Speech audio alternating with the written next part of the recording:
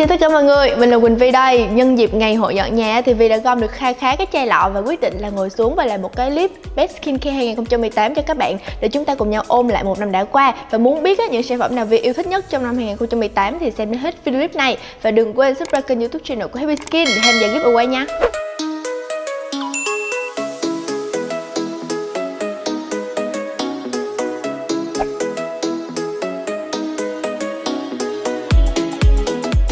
Đầu tiên là các sản phẩm làm đẹp bằng công nghệ. Nhắc đến các sản phẩm làm đẹp bằng công nghệ thì chắc chắn là các bạn nghĩ ngay đến Foreo đúng không nào? Tuy nhiên là các sản phẩm của Foreo khá là mắc tiền nên không có nhiều bạn trải nghiệm được. Nên là ứng cử viên mà Vi chọn đoạt giải là Best Skincare 2018 trong cái mục chăm sóc, các sản phẩm chăm sóc công nghệ cao, đó chính là cái máy massage mắt Lightroom EM100 này mà Vi và chị Em đã từng review.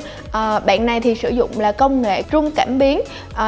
Công nghệ này thì cũng không có gì quá đặc biệt, nhưng mà Vi trao giải cho bạn ấy là vì cái cường độ rung rất là tuyệt vời. Khi dùng trên vùng da mắt, Lightroom cho độ rung khá êm, tốc độ rung đều khiến cho mắt cảm giác cực kỳ thư giãn mà không bị mỏi mắt. Bên cạnh đó, với độ rung tuyệt vời thì Lightroom EM100 giúp lưu thông máu dưới mắt nè, và giúp hỗ trợ các loại kem mắt thấm sâu và phát huy tác dụng. Sau một khoảng thời gian sử dụng thì Vi thấy là bọng mắt của mình được giảm đi nè, đôi mắt trông có sức sống hơn. Còn về phần quầng thâm mắt thì chưa thấy hiệu quả rõ rệt lắm. Cái vấn đề này còn phụ thuộc vào thói quen sinh hoạt và loại kem mắt mà bạn sử dụng nữa, nên là các bạn hạn chế thức khuya thì cái mắt mình mới giảm thâm được nha. Một điểm nữa mà Vi rất thích ở bạn này chính là cái giá thành rất là rẻ so với một cái sản phẩm công nghệ, thậm chí là bạn ấy còn có thể rẻ hơn một cái loại kem mắt đắt tiền nữa.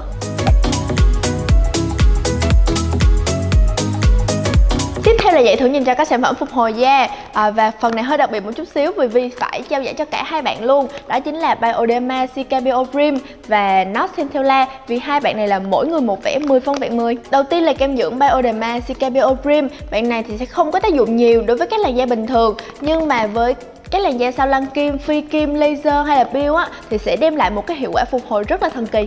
Em này có các thành phần giúp phục hồi da, giảm tổn thương tế bào da như zinc oxide, các khoáng chất đồng, chiết xuất nho, rau má, kẽm cùng các thành phần dưỡng ẩm như sodium hyaluronate, glycerin. Nên sau các liệu trình da sẽ rất khô, và khi dùng em này sẽ giúp da có cảm giác dịu lại, không bị cảm giác khô, ngứa và căng tích khó chịu. Tài chất của bạn này khá là dày nên khi mà các bạn dùng vào ban ngày sẽ thấy hơi bị bí mặt và cảm giác là không thấm hết vào da, nên là Vi khuyên dùng bạn này cho các bạn da khô và nhạy cảm. Còn về Not Centella thì em này có 5% chiết xuất từ rau má, giúp kích thích quá trình sinh trưởng của tế bào da, giúp da nhanh phục hồi hư tổn.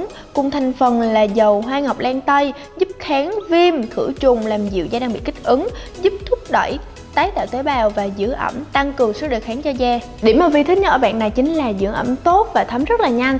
Sau khoảng 5 phút thì sẽ thấm hết vào mặt và để lại một cái bề mặt rất là thoáng nè. Ở Việt Nam thì thời tiết rất là khó chịu, nếu mà da bạn này hay bị kích ứng với thời tiết kiểu nóng rát thì bôi một cái lớp này lên thì bạn sẽ cảm thấy là da mình được dịu đi và thoải mái ngay lập tức. Với các bạn da cực kỳ khô và cực kỳ thiếu ẩm thì chị Emi có chỉ cho Vi một tip, đó chính là sử dụng serum, sau đó là một lớp kem trong của Clinique và cuối cùng là một lớp Centella Ointment thì lúc đó da của các bạn sẽ cực kỳ đủ ẩm luôn.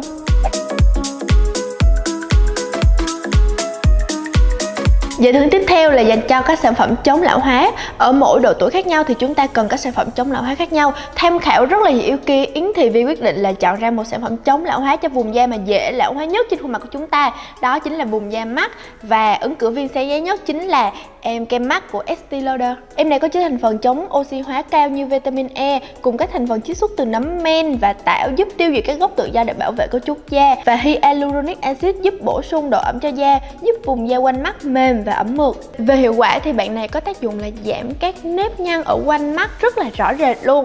Quầng thâm thì có một chút xíu thôi, nhưng mà kể ra thì cũng hiệu quả hơn so với nhiều loại kem mắt khác. Như Vi cũng đã nói rồi đó, muốn giảm thâm mắt thì còn phải phụ thuộc vào thói quen sinh hoạt và ăn uống của các bạn nữa.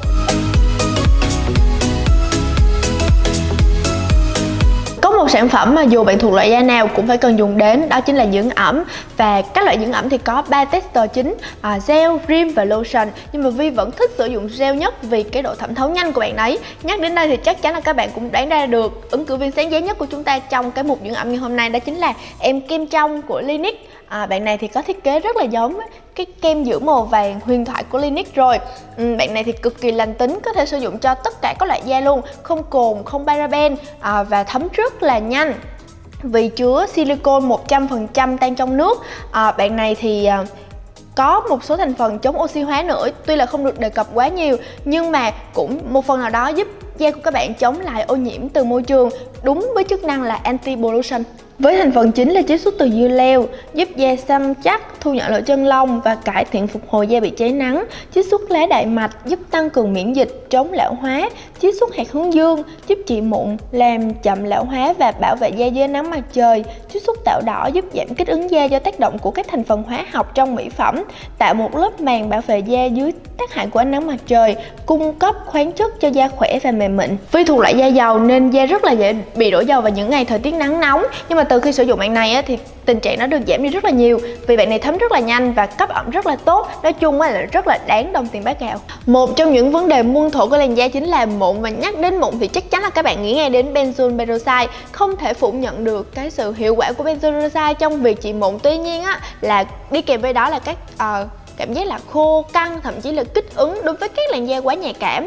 Nên là Vi thích một bản chấm mụn khác rất là dịu nhẹ nhưng mà mang lại hiệu quả cũng rất là tuyệt vời, đó chính là Eucerin Pro-Acne AI Clearing Treatment. Bạn này có thành phần chính là hydroxy complex với 3 phức hợp glycolic acid, salicylic acid và polyhydroxy acid, giúp trị mụn nhanh, giảm viêm, không làm bong tróc da, đồng thời là giúp da thông thoáng lỗ chân lông và tái tạo da. Glycochancol A được chiết xuất từ rễ cam thảo, có tác dụng giúp kháng viêm, giảm đỏ và làm dịu bề mặt da. Chất kem của bạn này có màu vàng nhạt, thấm rất nhanh và có mùi rất là nhẹ nhàng. Các bạn có thể sử dụng như một loại treatment chấm lên các vùng da bị mụn, hoặc có thể sử dụng lên toàn mặt đều ok.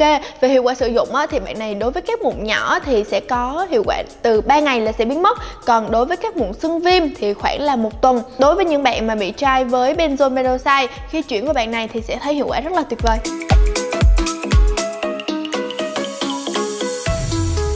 Sau khi đã có một làn da sạch mụn và đủ ẩm thì điều các bạn mong muốn nhất là gì? Đó chính là một làn da trắng sáng, đúng không nào?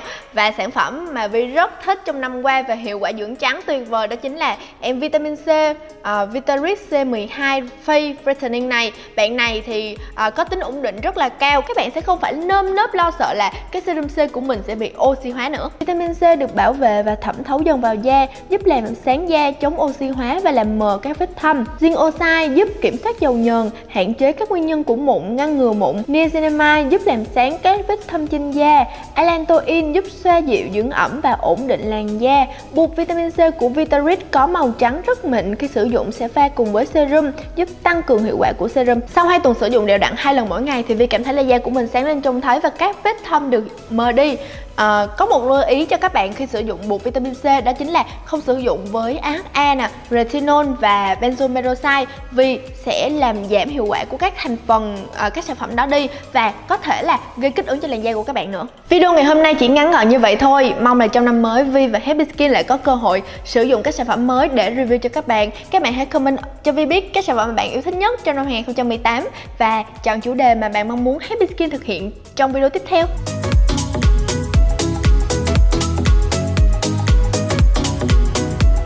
Chúc mọi người tất cả những điều tốt đẹp nhất trong năm mới. Bye bye.